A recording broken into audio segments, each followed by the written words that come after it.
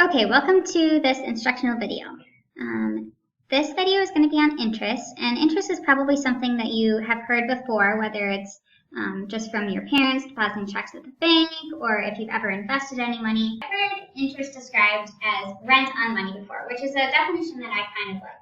So one example of that is, let's say you go to your bank and you say, I'd like to take out a loan of $100. So then your bank comes back to you and says, okay, we'll give you this $100, but you have to give us some interest. At the end of 1 year, you have to give us that $100 back, plus a little extra, because, we need some justification for loaning you that money. So when we're talking about interest, there are a few terms that we have to define. The first one is called principal.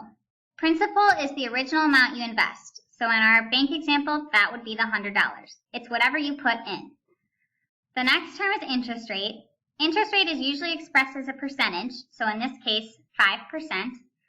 But when we're doing our calculations, we need to express it as a decimal. So 5% becomes 0.05. The next term is time, which is pretty self-explanatory. Time is just the interval of time that you invested the money. And then the final term is a function called A of t. A of t stands for the amount that you accumulated after t years. So it's whatever you end up with, however much money you have to pay the bank at the end of the 1 year, which is why it's a function of t, because it depends on how long you invest the money for. Okay, so in general, there are two types of interest, simple and compound. We're going to start with simple interest. Simple interest is interest earned only on the principal amount invested. I think the best way to learn about simple interest is to look at an example. So in our example, you invest $100 at a simple interest rate of 2%. After 1 year, you're going to get your original principal of $100 back, plus interest earned on that principal for 1 year. So we have our principal here, $100, times 0.02, the interest rate, to get $102.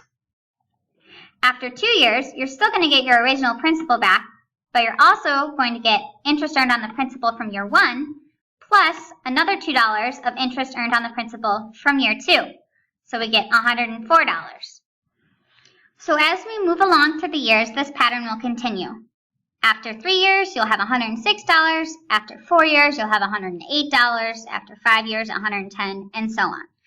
So this is a linear relationship. Every year we make $2, which is the 2% interest earned on the $100 principal. Okay, so there's a formula that they've come up with so that you don't have to go through all of this process for each year. The formula is A of t equals P times the quantity 1 plus I times t. So let's look at our example from before. A of t is what we're solving for, because we want to know how much we'll earn after X number of years.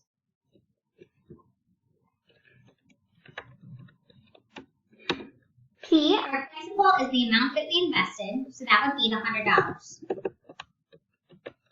Times the quantity 1 plus the interest rate, which we are given as 2%, so we write that down as 0.02, times the number of years, t. Okay, so let's say we wanted to know how much money we would end up with after 25 years. So t equals 25. Now let's plug t in. So A of 25 equals 100 times the quantity 1 plus 0.02 times t, which is 25.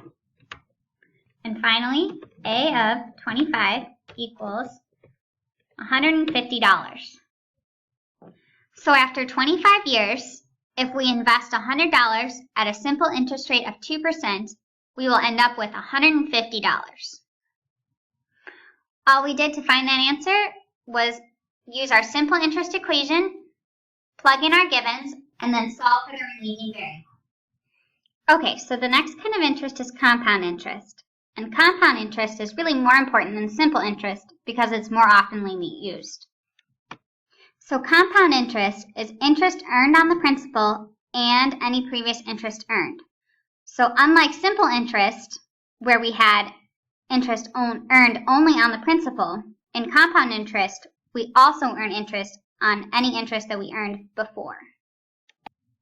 Okay, so let's do the same example from our simple interest problem, but this time we'll use a compound interest rate of 2%. So after year 1, we keep our principal of $100, but we also have to add on an interest of 2% onto that principal for that 1 year. So just like in our simple interest problem, we have $100 plus $2 of interest, and our final answer is $102. At year 2, it gets a little bit more difficult because we have to add in interest earned on previous interest. So we have our principal, $100. Now we have to add interest earned from the first year plus interest earned on the second year, so that's another $2. Whoops. But we also have to add interest earned on previous interest. So in year 1, we earned $2 of interest. Now we have to take 2% of that $2 to add interest on interest. So once we add up all of those values, we'll get $104.04. Obviously, this can get pretty complicated, especially as you move through the years. Can you imagine doing it for 25 years? It would be hard. Luckily, there's a formula that makes it a lot easier. So the formula for compound interest is A of n equals P, the principal, times the quantity 1 plus I to the n power.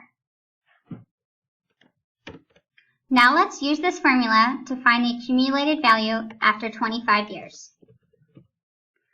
So A of n, A of 25, equals the principal, which we're given is $100, times the quantity 1 plus I, the interest rate, which we're given is 0.02, to the nth power, and since n is 25, we have 1.02 to the 25. So our final answer is 100 times 1.6406, which is $164.06. As you can see, you earned more money with the compound interest than the $150 you earned in the simple interest problem.